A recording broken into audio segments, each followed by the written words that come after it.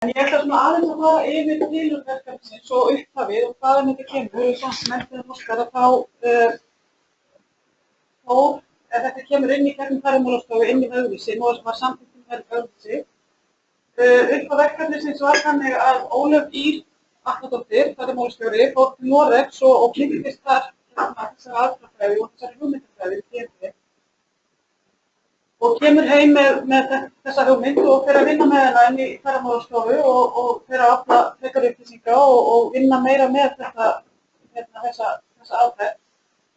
Framhaldi hún framhaldi fyrir áðinn sem verkefnastjóri svæðisbundinnar þróunar hjá Ferðamálastofu. Ólöf Ýr kemur síðan í stýrihópi gerð Vegvísi og þannig kemur verkefni og samþykkt inn í Vegvísi sem eitt af okkar forgangsmálum. Og þið náttúrulega þekkið Vegvísi, það svona þessi samþykkta, stefna, þetta ekki stefna, stefna, en þetta allavega einhvers konar aðgerðaáætlun og áherslur sem að þeir sem standa að stjórnstöðinni eru búin að koma sér saman að þetta það sem skiptir mestu máli í ferðaþjónustu. Og þetta náttúrulega ríkið og það eru sveitarstjórnarstigið og það SAF, einkafyrirtæki í ferðaþjónustu. Þannig að þetta eru stærstu hagsmunaaðilarnir í ferðaþjónustunni. Og ef hægt að tala tegund verkefna eða eðli þeirra, þá þetta sjálfsögður stefnumótunarverkefni. En á sama tíma þetta verkefni sem snertir byggðaþróun og bara þetta samfélagslegt verkefni. Þetta hefur áhrif á í raun og veru marga og alla sem koma að eða hafa snertingu við ferðaþjónustu. Og það ég meina þeir sem vinna á bensínstöðu eru ekki ferðaþjónustu á þessu viti. Þannig að þetta snertir í raun og veru allt samfélagið okkar. Síðan eftir að við fórum á stað með þetta verkefni, þá höfum við verið að vinna þetta í mjög góðu samstarfi við Ferðamálastofu. Það stjórnstöðin og Ferðamálastofa hafa verið að standa að undirbúningi. Hún safnaði betur yfir áfanga verkefnisins og tímalínan á eftir, þannig að ef við erum með eitthvað spurningar það, þá getur svo minn og svara þetta við í lokin. Og síðan ekki síst þá vil ég nefna sérstaklega markaðsstofu landshlutanna. Við höfum verið að vinna í mjög góð samstarfi við þær og þær eru svona okkar heimahöfn í þessu verkefni. Þær eru náttúrulega sá staður eða sá vettvangur sem að býr yfir mjög mikið reynslu og þekkingu á landsvæðunum og eru í góðum tengslum við þá sem eru að vinna að ferðaþjónustu á hverjum landsvæðum.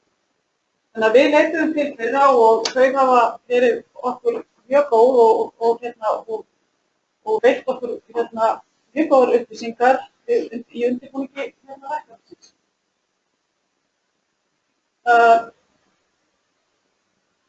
Eins og ég segi, þetta og öll svona stefnumótunarverkefni, þau eru yfirleitt mjög umfangsmikil. Þetta gríðarlega umfangsmikil verkefni, virkning verkefnisins 2 til 3 ár og þess vegna þetta kallar á mikið samstarf. Það kallar á mikið samtal, bara allra aðila. Og það það sem verður mest krefjandi í þessu verkefni. Það að svæðaskipting, það að skipta landsvæðunum niður og það þurfa í raun og veru allir þeir sem koma að þessu verkefni að vinna vel saman og tala vel saman og eiga hreinskipti samskipti. Þannig að það svona lykil árangursþáttur í þessu verkefni. En ég vil segja, þetta er ekki tæmandi listi, ég bara til þess að leggja áherslu á það hvað þetta í raun og veru breiður hópur. Aðeins varðandi stýrihóp, þetta eru fleiri aðilar sem hafa verið valdir í stýrihóp verkefnisins. Það Ólöf Ýr Atladóttir frá Ferðamálastofu, það Díana Jóhannsdóttir frá markaðsstofu landshlutana.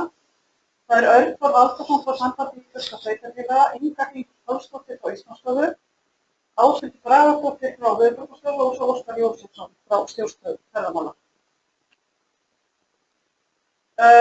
Við leituðum einnig til þeirra aðila sem hugsanlega gætu aðstoða okkur við þetta verkefni með sinni sérfræði þekkingu og reynslu á afmörkuðum sviðum.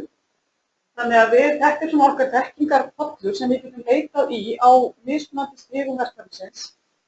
Þetta hópur sem kemur aldrei saman, allur saman til þess að ræða eða funda. Þetta meira að hugsa sem bara svona stuðningur að stoðteitt við verkefni, þar sem við getum farið og svona flokkað í heilan á þeim sem eru að vinna innan þessara bæði ráðuneyta og undirstofnana. Og þetta er mjög breiður hópur og þetta er meira minna allt fólk með sérfræðiþekkingu á einhverju sviði verkefnisins. Og við takkum þetta bara konur. Við leituðum til þessar aðila og það var allir sem tilnefndu konur sem frábært. En talað um svona kynja hlutfall þá er alltaf gott að hafa bæði kynin en það mun örugglega vera breytast þegar við erum komin lengra einu verkefni. En núna ætla ég bara ætlum við að skipta yfir á ensku, nú ætla Tom að taka við og kynna fyrir okkur verkefnið.